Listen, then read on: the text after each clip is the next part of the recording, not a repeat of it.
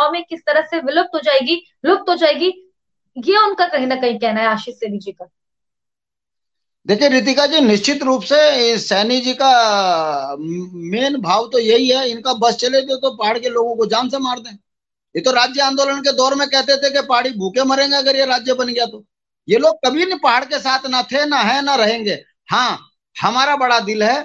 हरिद्वार जब हमसे मिला, हमने सारे समाज को एक मत करके ये कहा है कि आओ उत्तराखंड के विकास में अपने समाज का उत्थान करो। मैं इनसे पूछना चाह रहा हूँ, राम सिंह सैनी के कभी बहुत बड़े नेता हुआ करते थे, आज सैनी समाज का प्रधान तक नहीं बन पा रहा है, तो ये इनकी राजनीतिक कमियों के कारण है। और ये कांग्रेस का झंडा केवल इसलिए उठा रहे हैं क्योंकि भ्रष्ट बेईमान और मैं दलाल आपके, रितिका जी, बैठे हैं। अगर आप आपके डिबेट में बैठे पहले क्षेत्रवाद तो जातिवाद की बात करेंगे तो मैं निश्चित सिर्फ रूप से इतना कहूंगा कि आप इन्हें चुप कराने का काम करें।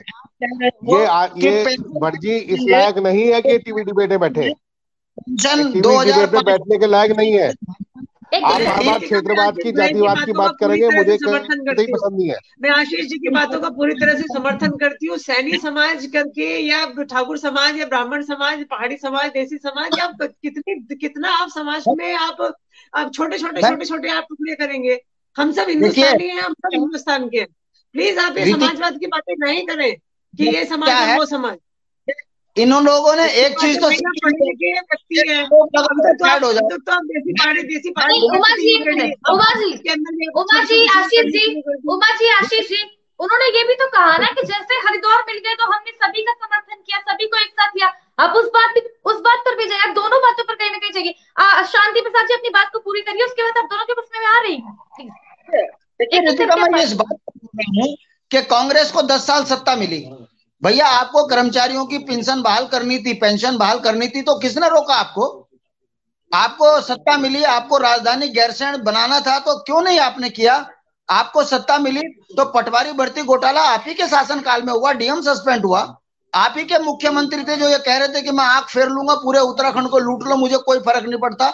आप ही के मुख्यमंत्री थे जिन्होंने केदारनाथ में धार्मिक स्थल में भ्रष्टाचार करके 1509 करोड़ का गमन कर दिया। आपके ऊपर मुकदमे लग रहे, आपको तब तक निर्लजता नहीं आती, आप धार्मिक स्थलों को भी नहीं छोड़ते। आपके ही शासनकाल में शिक्षा भर्ती घोटाला हुआ, स्वास्थ्य भर्ती घोटाला होगा हुआ, दरोगा भर्ती घोटाला हुआ, ये किससे छुपा थोड़ी ना है। आप ही के शासनकाल में सरकारें गिर गई, निर्लजता के साथ सत्ता बनाने में, पूरे राज्य को बेचने में तैयार खड़े हो गए। तो ये मैं आरोप नहीं लगा रहा हूं, ये तो आपको अखबारों के माध्यम से आम जनता ने देखा है कि उत्तराखंड को बर्बाद कांग्रेस ने किया। और जब चुनाव नजदीक आते हैं तो फिर घड़ियाली आंसू बहाते हैं कि नहीं नहीं, हम पेंशन भी कर देंगे, हम राजधानी भी बना देंगे, हम उत्तराखंड के नौजवानों को रोजगार भी दे देंगे। भूल गए गेस्ट टीचरों पे कैसे लठ मारे थे आप लोगों ने? अब भूल गए आपने कैसे शिक्षा मित्रों के साथ अन्याय किया, संविदा कर्मचारियों को नियमित करने के बजाय उनको नौकरियों से निकालने का काम किया।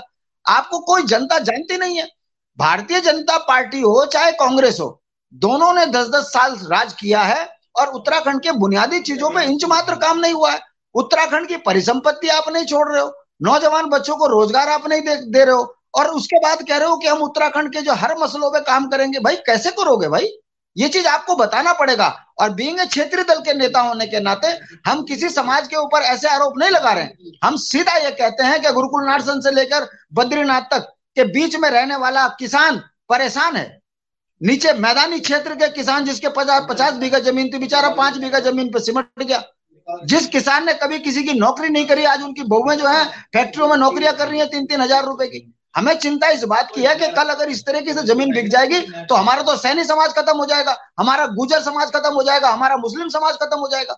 और जो लोग वहां पर काबिज हो रहे हैं, उन लोगों के काबिज होने के बाद उत्तराखंड के अंदर डकैती, चोरी, बलात्कार की घटनाएं बढ़ी हैं। ये उत्तराखंड की संस्कृति तो नहीं है। अगर हम बोलते हैं कि उत्तराखंड की आबो हवा को खराब किया जा रहा है इन राष्ट्रीय पार्टियों के द्वारा, तो ये बोलते हैं कि ये बाहर वालों का विरोध कर रहे हैं। अरे भाई क्यों ना करें हम? हमने 64 लाख लोगों के लिए राज्य मांगा था, आज हमारी छाती में 1 करोड़ लोग हो गए। नाले खालों में तुमने बैठा दिए वोट के लिए, और उत्तराखंड में रोज लूट मचारी हो रही है। लड़का बेचारा फौज में नौकरी करता है, रात को बाप का मर्डर करके उसके घर को लूट लेते हैं। कौन लूट रहे हैं? कोई पहाड़ी समाज का व्यक्ति तो डकैत चोर नहीं है। कौन लोग हैं?